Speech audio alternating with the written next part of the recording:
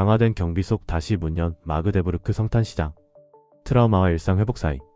지난해 12월 차량 돌진 테러로 6명이 사망하고 300명 이상이 다친 독일 마그데부르크 성탄시장이 참사 발생 11개월 만에 같은 자리에서 다시 개장했습니다. 철통 보안 속의 시민들은 복잡한 감정을 드러내며 애도와 일상 회복이라는 상반된 가치 사이에서 고심하고 있습니다. 올해 알터 마르크트 일대에 들어선 시장은 붉고 초록색으로 칠해진 거대한 콘크리트 방벽과 철제 펜스, 대형 모래주머니 등으로 둘러싸여 마치 거대한 요새를 연상케 합니다. 방문객들은 중세풍 성문 장식보다 촘촘한 차량 돌진 방지 장치들을 먼저 마주합니다. 시몬의 보리스 마그데부르크 시장은 이날을 잊을 수 없다면서도 시장을 거닐다 보면 축제의 기쁨이 언젠가는 다시 느껴지길 바란다며 일상 회복의 의지를 내비쳤습니다. 시는 재개장을 위해 25만 유로 이상을 보안 강화에 투자했으며 논란 끝에 보안 계획을 추가 보강한 뒤에야 개장 승인을 받았습니다. 상인들과 시민들의 의견은 엇갈립니다. 140여 개의 부스 운영자들은 범죄에 굴복할 수 없다, 정신적 회복을 위한 필요조건이라며 재개장을 환영하지만 일부 시민들은 시장 곳곳을 걸을 때마다 불안하다, 올해만큼은 쉬어갔어야 한다며 우려를 표했습니다. AfD 지지율 사상 최고치 27% 전국 불안과 정부 실책이 극우정당 키웠다. 독일 극우정당 독일을 위한 대한이 최대 F 폴리트바로미터 최신 조사에서 지지율 27%를 기록하며 사상 최고치를 달성했습니다.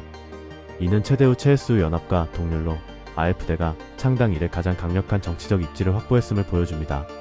전문가들은 이 같은 AfD의 급성장 배경으로 프리드리 메르츠 총리가 이끄는 연립정부의 극심한 부진을 꼽고 있습니다.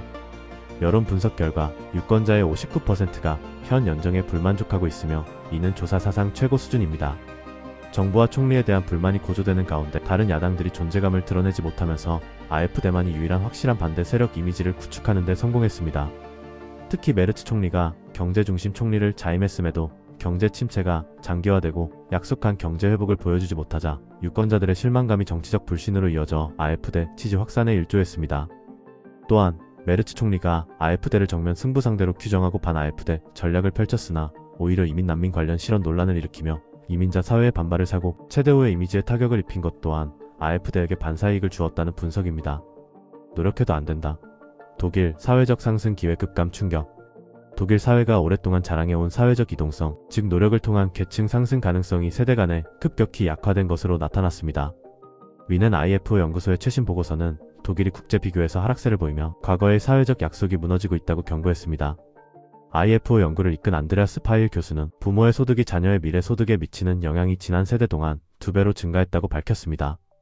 특히 부모의 사회적 지위를 대물림하는 경향을 나타내는 랭크 계수가 1970년대 초반 출생자 0.17에서 1980년대 중반 출생자 0.34로 치솟았습니다. 파일 교수는 과거 스칸디나비아 국가들처럼 이동성이 높았던 독일이 현재는 미국과 유사한 수준으로 떨어졌다고 지적하며 이는 잠재적 인재들이 체계적으로 소외되어 장기적인 혁신 및 경제성장 잠재력까지 약화시킬 수 있다고 경고했습니다. 실제 통계는 교육 접근성 격차를 극명하게 보여줍니다. 학부모가 고학력인 가정 출신의 석사 졸업 비율이 43%에 달하는 반면 비고학력 가정 출신은 단 11%에 불과해 교육이 계층을 넘어서는 사다리 역할을 하지 못하고 있습니다. 연구팀은 해결책으로 유아기 및 초기 교육 강화를 강조하며 독일의 어린이집과 유치원, 교육적 요소가 부족하다고 비판했습니다. 독일 응급의료체계 대대적 개편 추진. 전문가들 실효성 제한적 우려. 독일 연방보건부가 지역별 격차 해소와 디지털화를 통한 응급의료체계 개편 법안을 마련하고 2026년 초 연방 내각 제출을 목표로 하고 있습니다. 현재 주체기민 응급서비스 품질은 지역마다 심정지 환자의 생존율에 직접적인 영향을 미치며 매년 수천 명의 불필요한 사망을 초래한다는 조사 결과가 개혁의 필요성을 뒷받침했습니다. 정부 개혁안의 핵심은 응급서비스 비용 구조 개편과 건강리드 시스템 도입입니다. 법정 건강보험이 이송 비용 외에 현장 응급처치 및 환자 분류 비용까지 폭넓게 지원하여 디지털화와 표준화를 유도하며 112와 의료상담, 116, 117을 연계해 구급대원이 생명위급 상황에 집중하도록 업무를 분산한다는 구상입니다. 그러나 응급의료 전문가들은 실질적인 변화 가능성이 제한적이라며 우려를 제기합니다. 독일 응급구조학회는 건강리드 시스템이 소프트웨어를 갖춘 관제센터만 신청 가능해 전국적인 도입이 어려울 것이라고 지적했습니다. 또한 연방주 정부가 마련할 전국 최소 기준이 법적 강제력이 없는 지침 수준에 그칠 가능성이 높아 정치적 이해관계가 전문 기준보다 앞설 위험이 크다는 비판도 나옵니다. 연방정부가 디지털화 지원을 위해 2억 2,500만 유로를 투입할 계획이지만 전문가들은 수십억 유로가 필요한 현대화 비용에 비하면 턱없이 부족하다고 지적합니다. 연방상원, 잦은 육아 변동 규제 요구 하루 18번 오르락내리락 운전자만 혼란. 독일 연방상원이 하루에도 평균 18번 변동하는 주유소 육아에 대해 운전자의 예측 가능한 가격 환경을 보장하라며 연방정부의 공식적인 규제 검토를 촉구했습니다. 연방상원은 현행 시스템이 소비자에게 저렴한 주유 시점을 파악하기 어렵게 만들어 불만이 고조되고 있다고 지적했습니다. 연방상원은 가격 투명성과 신뢰성을 높이기 위한 방안으로 오스트리아 모델을 대표적인 참고 사례로 제시했습니다. 오스트리아는 매일 정오 12시 한 차례만 가격 인상을 허용하고 인하는 언제든 가능하게 하여 가격 급등을 억제하는 효과를 보고 있습니다. 또 다른 대안으로는 가격 조정에 최소 3시간 간격을 두는 최소 3시간 간격 규제를 제안했습니다. 이 방안은 공급업체의 유연성을 덜 침해하면서도 잦은 가격 인상을 막을 수 있다는 평가를 받습니다.